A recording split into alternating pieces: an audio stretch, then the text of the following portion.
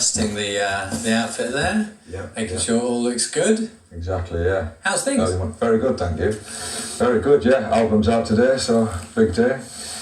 We've had a few musicians here, sort of during the pandemic and where we are now while it's still going on, and often the thing is, what was it like? Was it a creative time? Was it a difficult time? And it sounds from what I'm reading about your time that it was kind of both of those things. Yeah, it was, yeah. It started out as a difficult time, like I think for everyone. But yeah, music's always the thing that helps me get through a tough period of time. And so I made this little lockdown project, this album, and it kind of focused me, and I managed to sort of channel any anxieties and stuff into the music. How important is it for you to talk about the anxiety you experience? Considering your audience, considering your fans? Yeah, well, yeah, a lot of my fans struggle with mental health issues, and you know, I suffered in silence for a long time, and when I realised how profoundly important speaking about my mental health was, I decided that from that day on I would raise awareness where I could when it comes to mental health. So I've just sort of trying to talk about it as much as I can in the public domains, to be fair. And did lockdown amplify your anxiety? Yeah, definitely. I'm someone that, I tend to hit walls, and I've got sort of, I've got an anxiety disorder, so that whole period of time obviously sort of exacerbated that a bit, and but yeah, again, something really positive came out of it with this record. Well, how does that work? So you have this anxiety disorder, and then you go up on stage and you perform, and you put your heart and soul into your music, like your words, your music.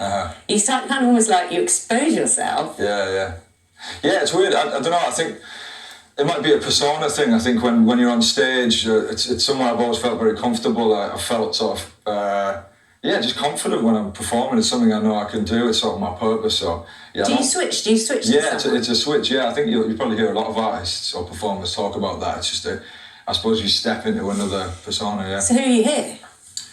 I mean, yeah, I'm just me. I'm just a normal bloke, I suppose. I don't know. Yeah, I come from a working class background. I think I'm pretty normal, to be fair, but. We mentioned in the lead in there about right at the beginning. So there's you, I don't know, you're thinking about auditioning for the X Factor, but then maybe not going to do it. And then tell us about Mum's intervention. Yeah, I've got to shout out my mum. She sorted me out with some electricity money. My lights had gone out in my flat, and she basically, that was the little bribe. It was just go and audition for the X Factor, and I'll borrow you 20 quid so you can put your electricity back on. Thank God she did that, because I would have never probably gone down that route. I sort of wanted to be like a rock star and be in a band and all that kind of stuff. So, yeah, thanks, Mum. Appreciate it. What's your mum's name? Shirley. Shirley. So Shirley did the business on that occasion. Yeah. And tell me, when you went for that audition, because auditions can be quite, you said you're anxious sometimes yourself. How were your nerves different then? How was it for you? It was a bit different then, because I sort of had nothing to lose, and to be honest, I didn't really care whether I got through the first audition or not. It's funny how that can sometimes work in your favour, isn't it? Yeah, I suppose it is. Yeah, when you've got nothing to lose, it's you don't worry as much. But yeah, because I was found on the sort of X Factor were doing this mobile auditions thing where they were travelling around the country, doing places that they wouldn't normally do, I guess. And so I just joined a queue in Borough, in Middlesbrough, and I was sort of like, I thought about leaving that queue a few times. I was like, this ain't for me, and I probably won't get through because I'm not like your typical pop star, I suppose.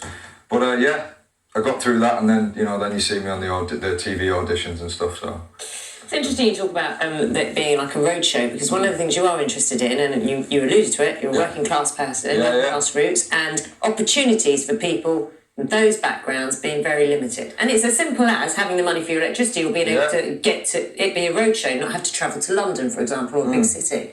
Well, this is one of the good things I think about shows like the X Factor or talent shows, for example. I think a lot of working class people are forced to go down that route, because I know before I went through the X Factor, which is now gone, yeah, sadly.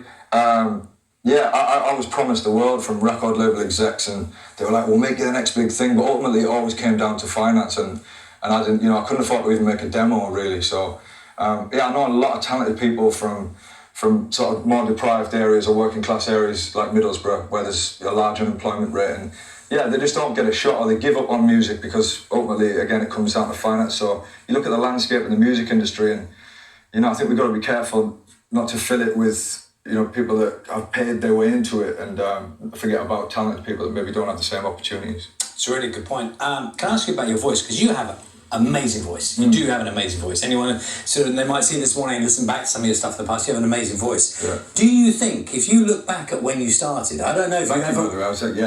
I don't know if you ever watched back your auditions or even...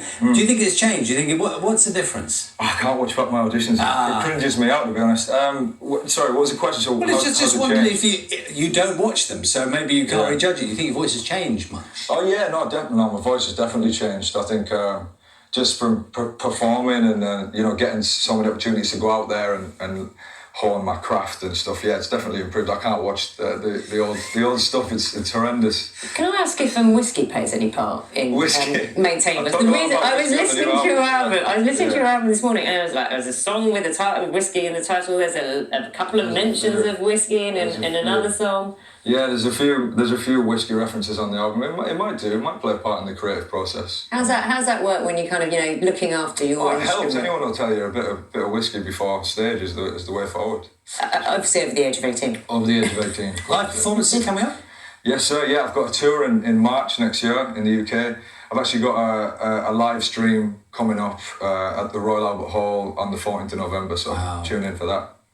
Lovely to see you this morning. Thank you very much. Really lovely. Thank you and I know it's early for you. It's middle of the night for me this morning. You're just so rock and roll. Thank you, James. His new album, It'll All Make Sense in the End. Good title, by the way, is out now. That's all from us this morning.